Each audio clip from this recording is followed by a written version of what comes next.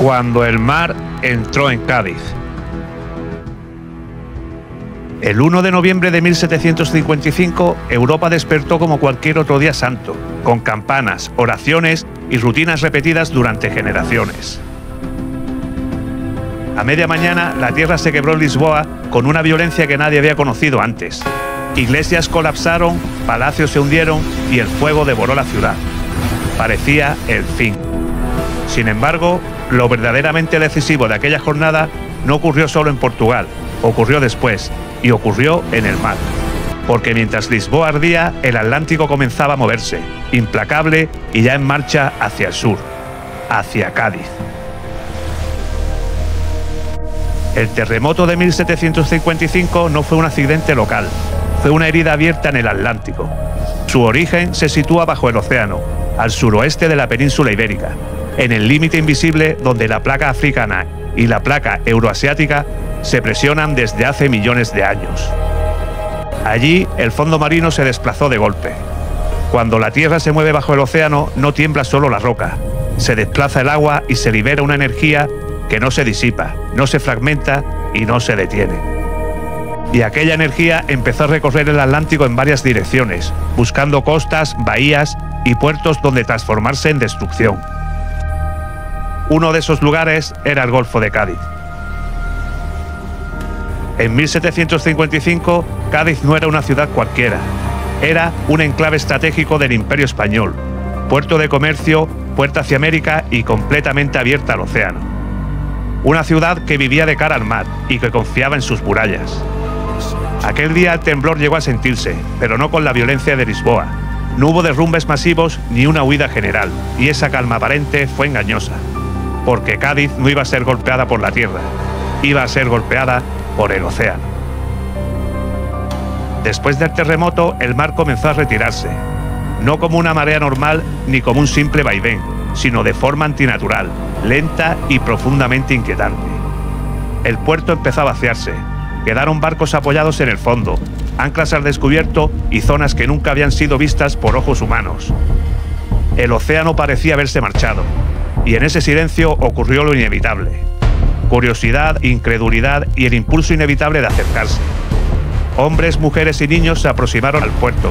Algunos caminaron sobre la arena húmeda, otros observaban incrédulos aquel espectáculo imposible. No lo sabían, pero estaban presenciando la advertencia final. ¡Es un maremoto! ¡Es un maremoto! El regreso del mar no fue gradual, ni amable ni natural. Fue un golpe. Una masa inmensa avanzó hacia la ciudad, chocó contra las murallas y penetró por cualquier punto vulnerable.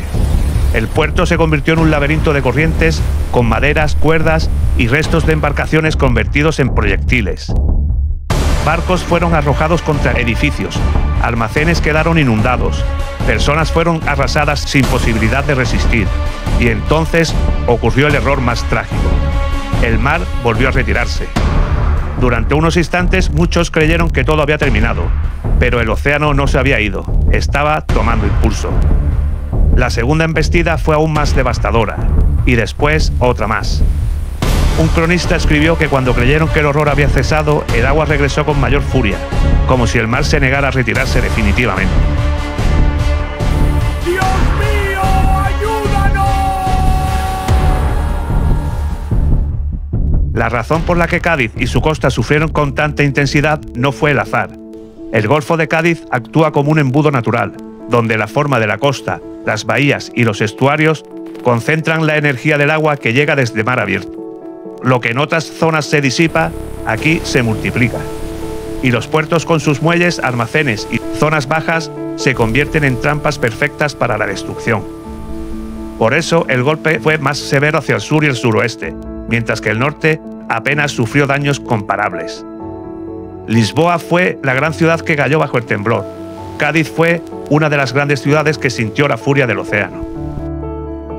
El desastre no se limitó a la capital gaditana. El tsunami afectó a Huelva, Ayamonte, Lepe, además del Algarve portugués y la costa del norte de Marruecos. En todas partes se repitió el mismo patrón: retirada del mar, confusión y destrucción súbita. Cuando el mar se retiró definitivamente, quedó el silencio, Restos de barcos en las calles, cuerpos en el puerto y un silencio absoluto que se extendió por la ciudad. Durante días nadie durmió cerca del mar.